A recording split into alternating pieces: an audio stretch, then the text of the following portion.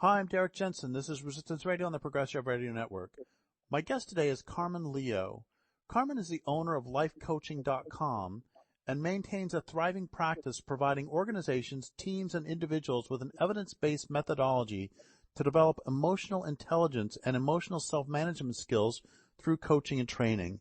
Over the last 20 years, he has successfully coached hundreds of clients, from single moms to CEOs, from combat vet Marines to artists, musicians, and writers, from rocket scientists to permaculture communitarians, as well as working with clients within organizations such as Apple, Google, Raytheon, NASA, IBM, Onsemi, General Atomics, the Washington Post, and the Bill and Melinda Gates Foundation, and many others.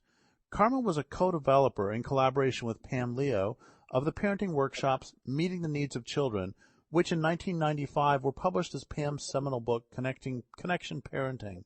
So first off, thank you for your work in the world, and second, thank you for being on the program. Oh, my pleasure, Derrick. Always happy to support you in doing what you do. Glad to be here. Thanks. Well, thank you so much. The other day, you and I were having a discussion, and you said something that made me want to interview you again, which is, quote, unexperienced emotion is the glue that locks in place non-productive behaviors, end quote. And then you also said, in other words, feelings that are unwelcome or unwanted, that we are unwilling to feel, are the very things that nail one of our feet to the floor and keep us going around in circles forever. Yeah. That's, one of my old teachers used to say that first part years and years ago. And that's really part of a two-part corollary pair that are matched. It's exactly, he said unexperienced emotion is the glue that locks in place non-productive behavior. Well, what do we define as crazy? Doing the same thing over and over, expecting a different result, right? And my response to that, and it took a while to sort of understand the implications of this. One of the great keys to human liberation is to feel what you feel fully right now in the present moment without being compelled to act it out or dramatize it. And, you see this going on in the world all around us. And every time this is, I do a lot of emotional intelligence work with people, and I should make something very clear here at the start. I'm not a therapist. I was trained as a counselor back in the day, but I teach a very particular skill set, behavioral and emotional self-management around the key dimensions of emotional intelligence. We can talk about what those are at some later date. But one of the pivotal, essential skills in life is self-regulation, emotional self-management. So when things happen to us, we have a feeling response. I mean, one of the great pieces of research out there in the world, it's very compelling by now, is that every decision for action that we make rises out of some ground of feeling. We either want to achieve feeling like XYZ, whatever those goody feelings are, or we want to avoid feeling like, PQR, or whatever those are that we dread. And I mean, in fact, this is part of the reason why all the clients that work with me come to work with me.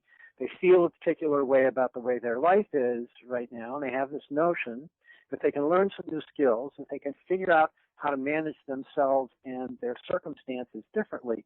As a result of those changes, they would then feel differently about their life than they do right now. And this is universal.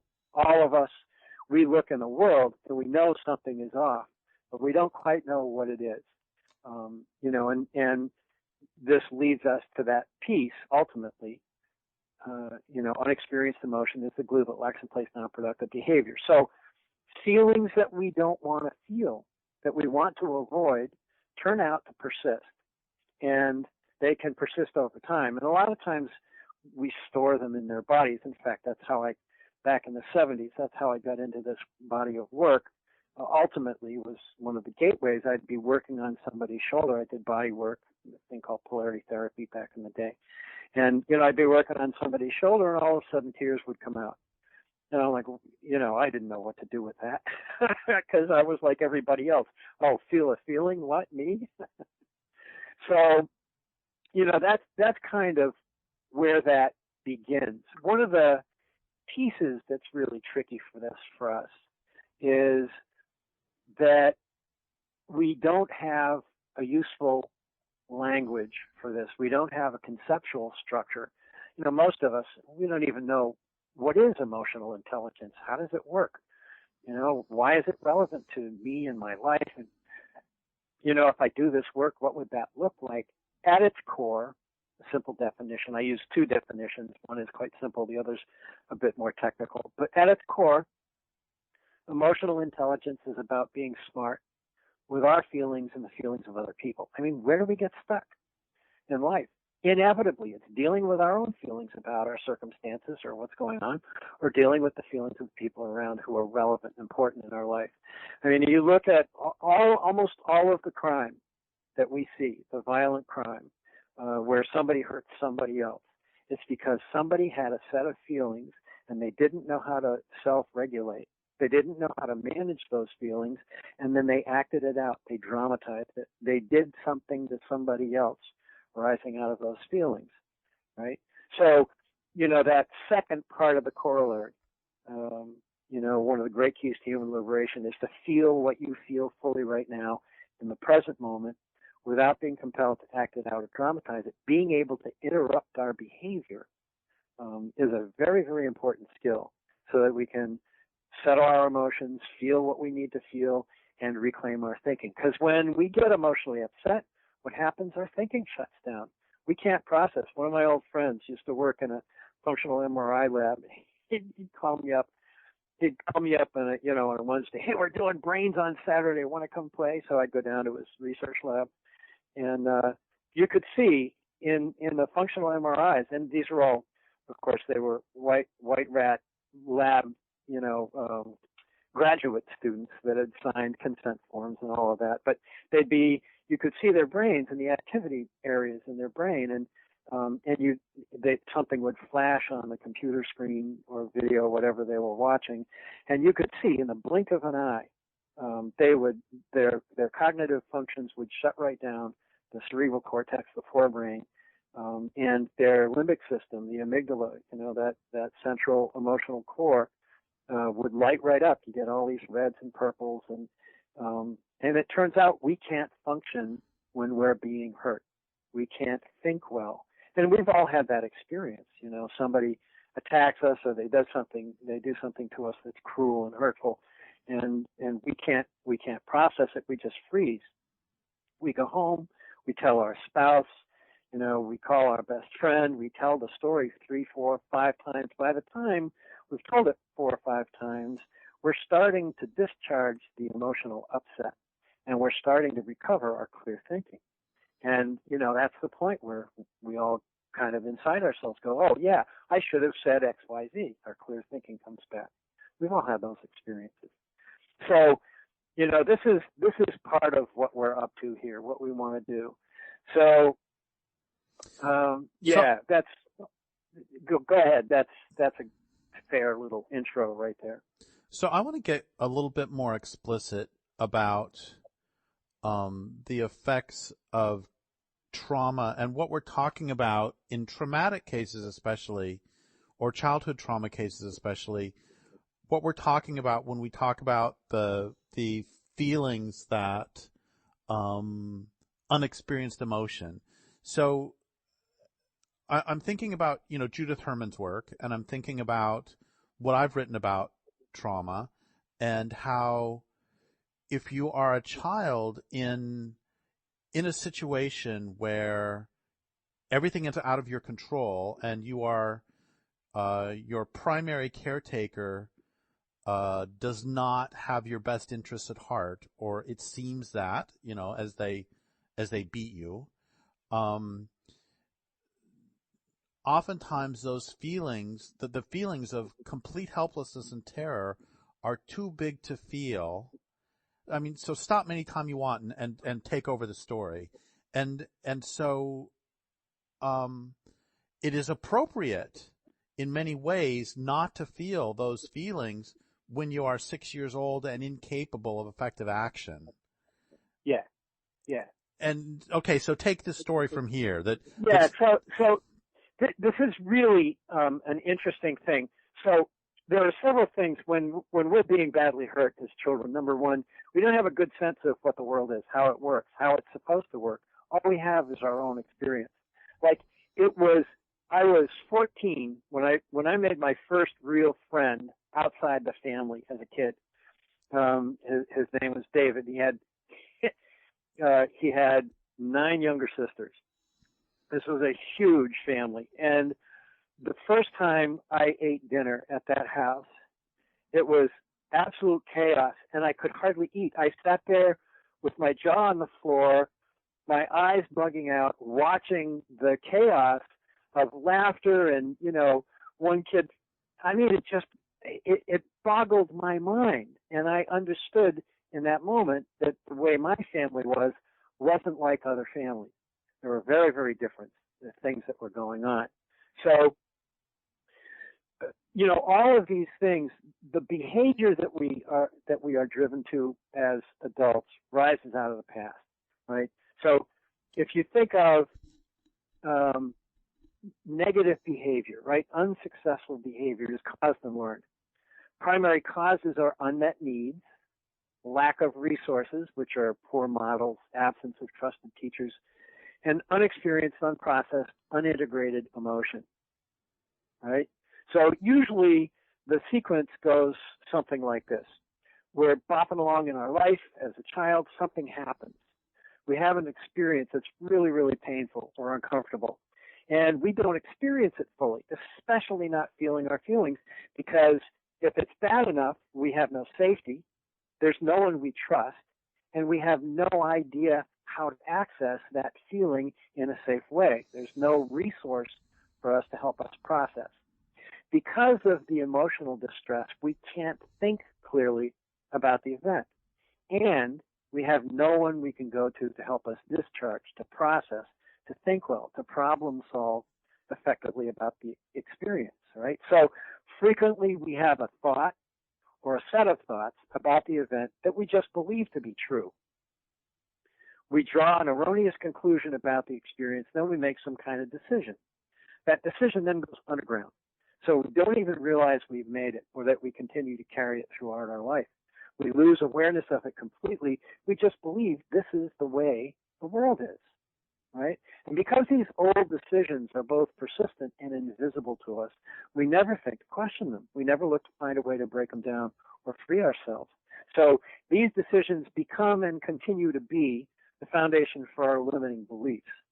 So, if you look at how this works, unmet needs, insufficient resource, unexperienced emotion, and poor thinking all combine to create limiting beliefs that sponsor behaviors that prevent us from achieving our goals in life. These goals can be something we want to be, something we want to do, or something we want to have. And if all that's not enough, inevitably, we accumulate the negative judgments from other people, commentary and criticism about who we are or what we're doing. I mean, if we hear those comments long enough, often enough, consistently over time, eventually we buy into it and we begin to say those things to ourselves. Thus, we begin to believe that there's something wrong with us, that we are not good enough. Now, this is really a very interesting piece at this point, because this is another one of those drivers that's almost universal. Chances are you have the idea, the belief, the notion, a set of feelings that something is wrong with you. When you were growing up, maybe even still today, 10,000 times somebody has said some version of, hey, what's the matter with you? And eventually you bought into it. We come to believe that there's something the matter with us, something wrong that we need to fix in order to get better. And this feeling and its attendant belief typically is as deep in us as we can go. We hold it with great conviction and certainty. So if you were and I were working together, if I asked you that question on a 1 to 10 scale, Derrick, where is that for you? I mean, sometimes we outgrow it, but where is that sense that something's wrong with you, that you need to fix something to get better? You're literally asking me now, and that's not rhetorical? I'm literally, absolutely asking you. At this stage, okay, so 10 means I feel that a lot and 1 means I don't feel it much? That's right. Yep. Oh, I don't know. Probably, it's not much, 2 or 3 probably. If you would have asked me when I was 26, it would have been 8. Yeah, right. Well, like I said, sometimes we outgrow this. And, if we get fortunate enough, we find resource, anybody who finds a really, really talented therapist who pays attention, understand how the human being works, can really, really grow. Well, this is one of the pivot points. At this point, I usually ask people, that's a client, what if that were not true? What if you are, in fact, not broken and do not need fixing? What if you are now and always have been whole? What if what's been missing has been accurate information and appropriate resources? What if what's been wrong is only that you didn't know how to get your needs well and truly met? How would you live your life differently if that were true? How would you treat yourself differently? How would you treat others differently?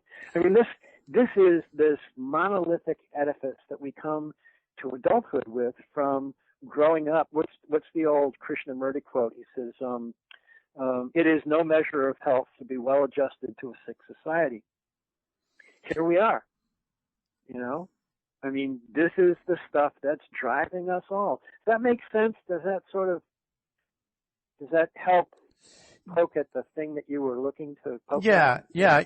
I think this is really helpful. And then 2 things. One of them is that the reason I chose the 20s, you mentioned therapy, is that I had 12 years of therapy from basically 28 to 40, and that helped tremendously.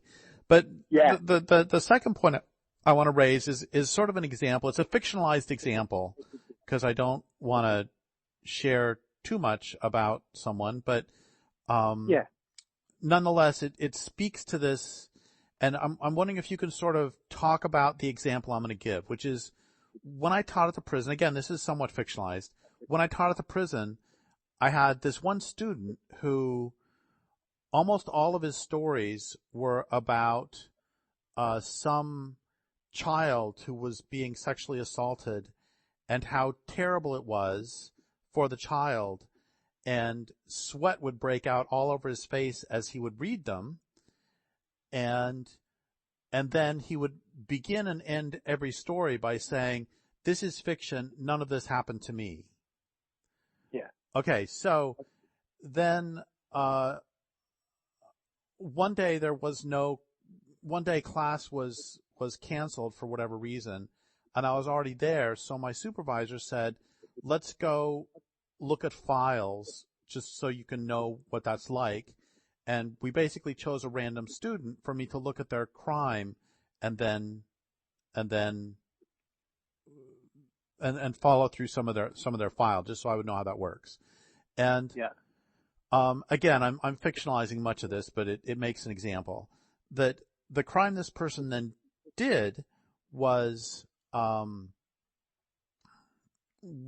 a sexual assault that was not a normal sexual assault, but instead they kidnapped a woman, and then he and a couple other people basically played doctor, by which I don't mean that she was violated with physical with their genitals, but instead they would put the blunt end of a pen up inside of her, and then after a while of this, she asked if she could go home and take a shower, and they said sure, as long as you don't call the cops. And then she, of course, called the cops, and he was arrested a couple days later as though nothing was going on, as though he hadn't done anything. And I was really confused about this, and I called a friend of mine who is herself a psychologist and said, "What a weird crime." And she said, "No, if he were 6 and this was in a preschool, or if he's 5 in a preschool and he's doing exactly this behavior, what would you think?" And I said, "Well, I would think that he had been sexually assaulted and he's acting out." And she said, "Well, what difference does it make that he's 50 instead of 6? And so there's my example of of acting out this unfelt emotion?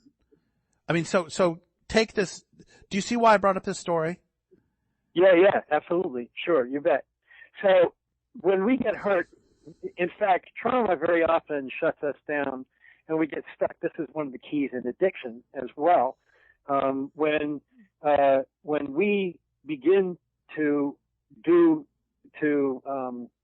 enact the addictive behavior, whatever it is, usually we're frozen there. We're stuck at whatever age we started. And usually that's an echo of the originating trauma, right? So, you know, if he got sexually abused at 6, guess what? He stopped growing.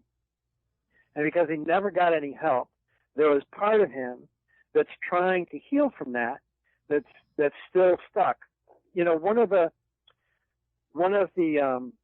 language pieces, therapists talk about abreaction therapy, and where you feel the feelings from the original hurt back in time, and you know this is a tricky place because when like I said a few minutes ago, when we get hurt, our thinking shuts down. We can't process, right? We get hurt severely enough, we get stuck, really, really stuck, and we can't move forward. So, you know, all of it makes perfect sense to me why he was doing that. You know, this is a person who needs therapy and can't be trusted around, you know, someone else because he's trying to recreate the original circumstance so he can go through and heal those wounds in a safe space. We see the same kind of pattern. You know, one of the, I've seen this repeatedly. People get stuck in abusive behaviors, right? They end with one abuser and they go out and they get back in a relationship with somebody else who does the same thing. And this is, you know, how can I crowbar this open? All right, so you look at a little child, right? A little girl, she's out in the playground, she's running around, she's having fun. She stumbles, she falls, and she skins her knee. And there's nobody around. She looks at it, she sees that it's bleeding, there's dirt and stuff, and she looks and she looks and she stops and she sniffles. She stashes that wounding, right, that hurt, and goes back to playing because there's no resource available, right? But a grown-up walks out of the house or, you know, into the parking lot or whatever, and, you know, especially if it's someone that she knows, she goes running up and she tells you she's crying, you know, but wait a minute, she's just been playing for 15 minutes with that wound without it. We have an internal awareness, just like we have an autonomic nervous system that knows how to send, you know, macrophages and, you know, clotting agents and, you know, all of those things. If we get a cut in our hand, we don't have to think about that. Our body does that automatically. We have the same kind of healing process for emotions. And what that is you tell the story. And you keep telling the story until you get to the emotions and you can empty the feelings out, right? Feel it all the way to completion. Now, it's also possible to get stuck, right? We can get stuck in those feelings if we just do the same thing over and over and over in memory, in our mind, instead of feeling them in our body, then we can get stuck. It's possible to do that. But it's a tricky piece, and it takes time. Look, you know, if you think this is a piece, this is sort of a little bit of a leap, but this is directly related. You know, you have your 20 premises that came out of Endgame that I so admire. I have a thing called the 4 premises of the human condition, right? So follow me on this. Look at how this works. Premise number 1. The universal human intention is to problem solve successfully so we can manage the quality of our experience of life, right? I mean, that's just common sense. That's what we're trying to do. Premise 2, the quality of our experience of life is determined by the kind, quality, and intensity of our feelings. I mean, you know, here again, just plain common sense. If you're unhappy and angry and disappointed and frustrated, the quality of your experience of life is going to pretty much suck. But if you feel well loved, you're able to be yourself genuinely, and you're able to contribute in a way positively to the people around you, you're going to have a pretty good quality experience of life. Premise number 3, the kind, quality, and intensity of our feelings is determined by the degree to which we get our needs met. Right? If you don't get your needs met, you're going to be really, really distressed. Okay, can we stop? Can we stop on that one for a second? I'm loving what you're saying so far, and I see a difficulty here, not with your idea, but with perhaps implementation, in that one's perceived needs may be different than one's. Okay, I'm thinking of the R.D. Laing line, how do you plug a void, plugging a void? And somebody who has some original trauma may think that they need a fix of heroin, or that they need to have sex with this particular person, or that they need to do something else, when what they really need is to do something that will fill that original void, that will heal the original wound. So this speaks directly to your, which I have loved this idea since the day I got it from you, and I think you got it from someone else. I remember you telling me that once. Toxic mimics, right? Yeah. So the heroin shot is a toxic mimic for whatever healing the original wounds that caused the need for the heroin shot, right? So this spirals right back into a whole thing, right? So if premise 3 was the kind, quality, and intensity of our feelings is determined by the degree to which we get our needs met, premise 4, the degree to which we get our needs met is determined by our ability to problem solve successfully. That goes right back to premise 1. You can see that circularity there. And what I mean when I say problem solve successfully is doing the right thing, not the wrong thing. The wrong thing doesn't work. Now, this is actually kind of tricky and a little bit complicated. So, doing the right thing, what does that mean? So, follow through in this, because this is not something we can typically stumble through on our own. I mean, some people do. Obviously, they figure it out. But most of us need the help, some kind of real significant help. But successful problem solving, right, doing the right thing, the first thing you need is presence. You have to be here now. And you have to have clear, accurate perceptions of the world around you. Then, on top of that, you need clear, accurate thinking, emotional literacy, and emotional intelligence. I have a whole conversation around the distinction between emotional literacy and emotional intelligence. I make a distinction. I hold that emotional intelligence is a subset of emotional literacy, right? So what do we have here? Doing the right thing, successful problem solving, presence, clear perception of the world, clear, accurate thinking, emotional literacy, emotional intelligence. Then egalitarian interdependence. These are reciprocal connections, right? Dignity, communication, relationship, community, right? Equal in both directions. And then the last piece of this is a string that here again is behavioral and it's all connected. And any place this is missing, we're stuck, right? We don't get what we need. Adequate resources, the full expression of our powers of creativity and imagination, our ability to choose freely, yes or no, and rightful action. All of those things connecting, right? If any of those are missing, we're diminished in some way. So to use your, so the child who was sexually abused at 4, and that went on until she was 12, right? Now she's 19 and a junkie, right? All of these things, doing the right thing, every piece of that is missing in her life. I mean, she might have one or two. She might have clear, accurate thoughts from time to time. She might, be present. But she, what has she got? She's got a community that feeds her illness, right? There's no adequate resource. you know, all of the systems in the larger community, the society around us that should help us get the appropriate treatment to deal with. I mean, look what Portugal did. I mean, that's a classic.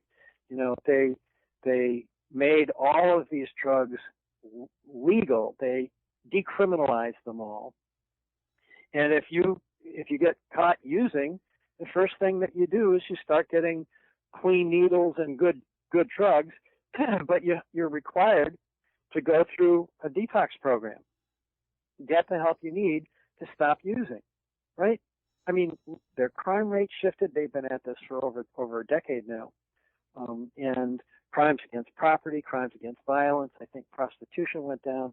There's a whole host of things that started to shift in that culture. You may know more about that than me, but that's the thing that just came to the top of my mind as we're going through. Does that help? Does that make sense? The trouble of mistaking a toxic mimic for something that actually helps us get our needs met, those are very, very different things. And it takes resource connection with people who know the difference. Yeah, that's great. And so I'm teaching a writing class online, and just last night one of the students in the class are brilliant, but in any case, one of the students said that she had not done a particular assignment because the assignment was to basically counterpunch, by which I meant you read an article and then you counterpunch at that article by responding to the arguments, doing an exegesis, picking them apart, and using that to launch into your own essay. And she said that the problem that she had with it was that she had that the article itself was gaslighting, and that made her so angry at the gaslighting that she didn't want to write the essay. And I told her that I thought that her response was brilliant. And the reason I thought her response was brilliant, this is a long story, but it's going to have a point. The reason I thought her response was so brilliant is because I think a significant portion of writers and a significant portion of philosophers are not, in fact, writing clearly, but they are recapitulating their own unmetabolized trauma and not, in fact, writing clearly. So the big jump I want to make here is how much of society's norms or society's the way that one gets one's needs met in the larger society are in fact based on this collective incapacity, unmetabolized trauma. Yeah, I think you're absolutely right. And part of the evidence that I would agree with you for that is look at the violence, look at the trauma that's being perpetuated in every part of this culture. You know, we've been dancing around this for years and years and years. I mean, there isn't. I have so many. I've got crowds of people in my head screaming. You know, you and I have been dancing around this issue from related and different perspectives for, I think, as long as we've known each other. This world, this industrial civilization is profoundly broken. I mean, beyond. And I agree with you 100%. It is not salvageable. There is almost no piece of this that works. I mean, everything that we talk about. I mean, food. Look at food. My God. You know, you I'm sure know some of my history. I was a vegetarian for years. In fact, you know, Lierre was one of the real lifesavers for me.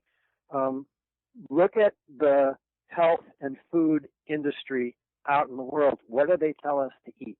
Mostly plants, not much fat, et cetera, and it's killing us. Everything that they tell us about food and diet is absolutely ass backwards, and it's killing us. You know, how many type 2 diabetics do I know personally who no longer, they've been insulin dependent for 20 years, and they no longer need insulin because they stopped eating carbs, right? I mean, and it just goes on and on and on. Every piece, education. You know, I know a half a dozen kids that went through, they were homeschooled, and they did not much at all until, I mean, they were smart readers, they were curious, they had fun, but they didn't do any, quote, schoolwork until they were 15 or 16. And then one day they woke up and they decided, I think I want to go to college. Well, what do you want to do? I think I want to do X, Y, Z. And they did the entire 12th grade curriculum, the entire 12 years from public school in about 14 months. How much time wasting is education? Now, you know, and it just goes on. Every time we turn around, we're finding another piece of this culture. Look at the family structure. You know, look at the limits on women. I mean, it just, look at what people are doing to children. This is appalling. I mean, you know this. We're probably in the same boat about all of this stuff. You know, what do we do? Well, as far as I'm concerned, the faster it crashes, the better. And what's that going to cost? I mean, look at right now. One of the, I hesitate to use this word because it's not quite what I mean, but one of the benefits, maybe side effects of this coronavirus is it has illuminated in, you know, spotlight every crack in American culture. Every one. There's no way to hide from it. It's just anything that's cracked or broken is clearly cracked and broken. And you know, only the deniers can pretend that it's not true. I mean, and look at what's going on in the Republican Party. I mean, we can just go on and on and on and on about this. But you get my drift. Does that answer in any way your question? Yeah, it's yeah. I'm sorry, total sidebar, but it's. Go ahead. So I'm gonna go back a different direction. All right. I think that all of this topic is so important, and it controls us so much at every level. I mean, I know so many people who are 7-year-olds walking around in 65-year-old bodies. That's right. And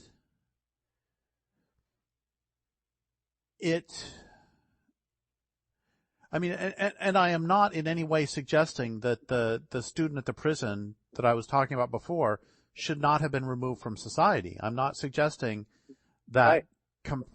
Because we have to have compassion for his victims too. And that doesn't alter the fact that effectively they were imprisoning a 6-year-old. Yeah. And we can project that onto the other people too. But a little bit of a story, and I've told this a couple times before, and I will write about this at some point, that, you know, as my mom was dying, I was her sole caretaker, and I didn't really have a place I was taking care of her, especially at the end, you know, essentially 24 hours a day. And one thing I did that I am ashamed of is that on her last night before she entered terminal delirium, I got angry at her. And in retrospect, I mean, one of the things I said to her is, why do you hate me? And in retrospect, and it didn't even take much retrospect, like it took 2 hours of retrospect to realize that in that moment, I was a 6-year-old boy losing his mommy. Yeah. And my point is that this doesn't just apply to heroin addicts, and it doesn't just apply to This is all of us. This in that moment, I was not receiving the things that I'm sorry, I can't remember them in the moment, but I was not receiving the various, I was not getting my own needs met in order to be able to meet her needs. And so I did not have a place to feel and discharge, to use the word that you said, because I was taking care of her full time. That's right. I had no place to discharge my own sorrow because I had to be present for her. That's right. And I wish I could have lasted 24 more hours, but I didn't. Yeah. In a perfect world, Derrick, you and I might have been friends, and you'd have called me up and said, this, my mother, and, et cetera, and I'd come over and I'd just held you while you cried for an hour. Right? And Pam Leo in Connection Parenting, I don't know if it's actually in the book, but she talks about this in all of her workshops. She says, ideally, in life, we all have two cups. We have a love cup and a discharge cup. And ideally in life, we have a love cup full and the discharge cup stays empty. But almost all of us consistently, we're walking around with the love cup stone dry and the discharge cup full to overflowing, right? There's not enough connection and resource in us. There's not enough, this is one of the reasons why one of the things that I teach my clients is a peer relationship, it's a listening partnership. How do you get somebody who will not try to fix you or make it better, or give you suggestions or advice, but will just hold your hand, give you attention, and be with you while you feel your feelings, right? And you do that, you take turns. So, I come over to your house and you and I sit down and I give you attention for a half an hour and you just dump core, whatever it is that's on you that's making you crazy.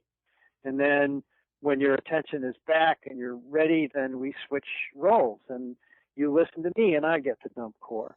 That is so enormously valuable for all of us, right? The resource that we need is connection with other people. I talk about, we have 3 driving needs. Of course, this is not to displace Maslow's hierarchy of needs. They really are very useful and essential to understand what those are and how they work. But we have 3 primary needs that drive us. The first is connection. I mean, the deepest truth about us as a species, we're highly evolved as social primates. That's what we are. Without connection and community, we fail miserably. And in fact, that lack can actually kill us. There's a thing called failure to thrive. If infants don't get loved and touched and held, they die. They just die from lack of touch. Right? That's number 1. Number 2, authenticity. We strive to be, to align with, to express who we are as our most powerful, creative, and unique selves. All of us. And to the degree that we can or cannot do that, that need is driving us. It's really problematic. If we can't, how many people have ended their marriages because they couldn't be who they were? Or how many people who, have changed jobs, or, all of these things. We are who we are, and we're not who we're not, and both of those matter. And, the third piece in this is contribution. We are wired to make a positive difference in the lives of others in a way that really matters. And this is both personal and universal commitment. One of the things I've observed over the years working with couples, those couples who do best, and the example I use is a classic case, Jimmy and Rosalind Carter. What do? Every weekend, they're out banging nails for Habitat for Humanity.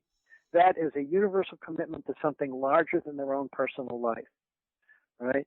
So those 3, connection, authenticity, contribution, those drive us, right?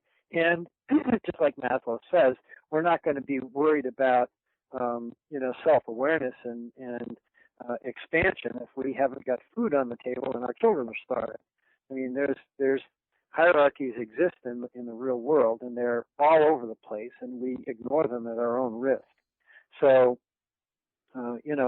self-actualization is wonderful, but if you don't have connection, you're going to be lonely. You're not going to be able to have sufficient resource to take care of somebody else. The best way for us, especially at one of those moments, and I just, when you were telling me that story, if I could have put my hand out on your shoulder at that moment, I would have, Derrick. I'm telling you that, to go through that without resources and just unbearably painful. And how many of us do it? How many right now today? I know, a dozen people that have a dying parent. One of the women who was significant in my own life. She's in her mid to late 80s now and has Alzheimer's. I go visit her and I sit there and she just stares at the floor drooling, and she has no idea who I am. And this is a person who was the mayor of the town we lived in. I mean, just brilliant, brilliant woman. And this is everywhere. You're right. You're absolutely right. There is that 9-year-old in me who was standing on the sidewalk as the cops took my mother away to prison, right? He's still in me. Now, I've done a lot of work and I've cried a lot of tears and, said all the things I needed to say about that. And I can still feel the echoes of that. And I'm sure there are times when I go to do things that it impacts my decision making, my problem solving. So, and I have to accommodate that. I'm aware of those places where I'm wounded, and I have to make decisions and how I interact with other people so that doesn't get in the way. Right? We're all making those choices. And here again, who's got the resource? Who understands how this works so that we can improve ourselves? Yeah, go ahead. So we only have a few minutes left, and I want to bring up a couple things that Judith Herman, a couple stories from various people who've worked on trauma. Judith Herman, Robert J. Lifton, and perhaps somebody else. Excuse me. And both Robert J. Lifton and Judith Herman talked about the people who have survived. I mean, they talk about many of the things you do. That Judith Herman talks about how the first thing is to get somebody to safety, and then it's important for them to tell the trauma story and to make meaning of the trauma story, which I think is some different language for what you've been talking about. And then she also, and Robert J. Lifton talks about this too, says that the survivors who seem to do the best are those who eventually come to what she calls a survivor mission, where you take your trauma and you turn it into a gift for the community by a woman who is sexually assaulted then becomes an active advocate for other women. And then I want to say one more thing along these lines, and then I'm going to just turn it over to you to close. And the other thing is something, I don't know if this is Judith Herman or if some other trauma expert was saying, there's a story about a woman who had a survivor mission to talk about sexual assault, and she talked about it. And then finally one day, the moment that she realized that she had, to use your language, sort of emptied her discharge cup on it, was one day she was giving a talk at a high school, and a student asked, what's the worst thing about the rape that happened to you? What was the worst thing about when you were raped? And she gave an answer she'd never given before, which she said, it's really boring. Yeah. And that was the moment when she realized it no longer controlled her life, but was something simply a part of her past. So take any of that any direction you want, and then close. Yeah. No, that's great. So, all of those pieces, and I can share one of my own stories. I did this work. I was going 2.5 hours a day for almost nine and a half, almost 10 months. And I was just in full empty out mode. It was just a train wreck. And I mean, I have a lot of history.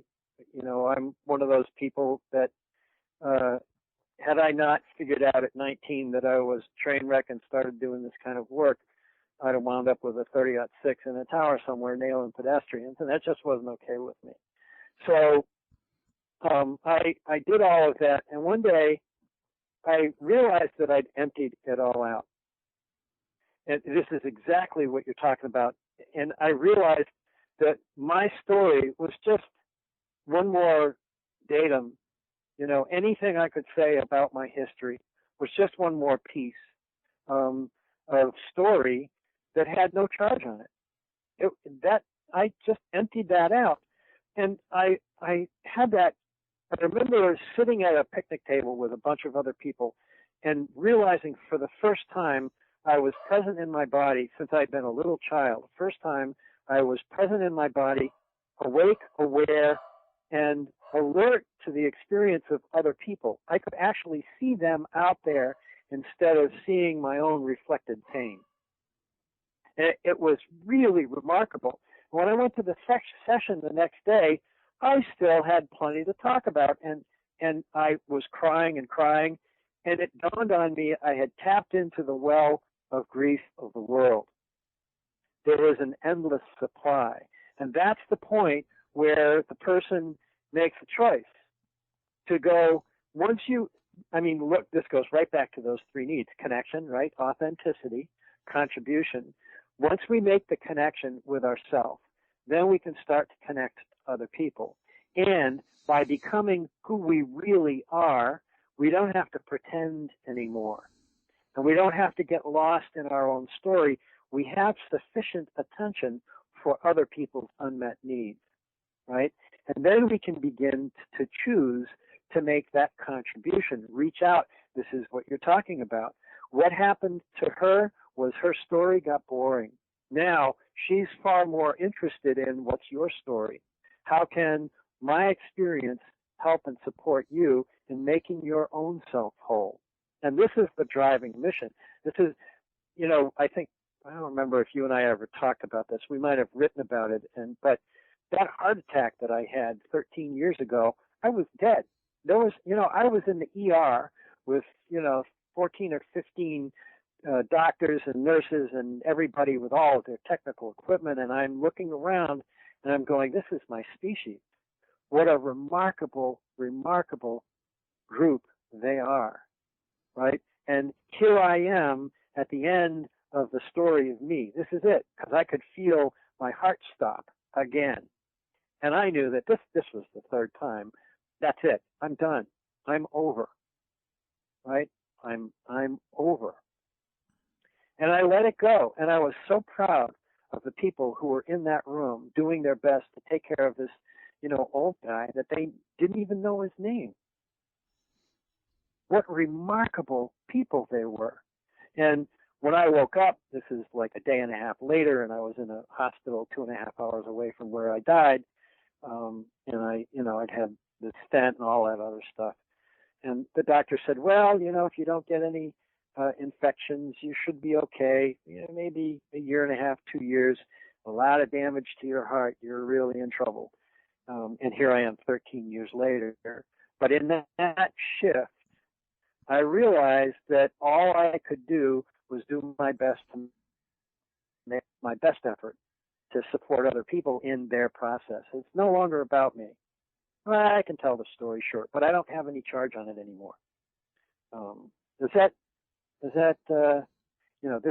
is exactly what what that person was saying. Yeah, well, thank you so much. Boring, my story. Yeah, it happened to me, if you want to know.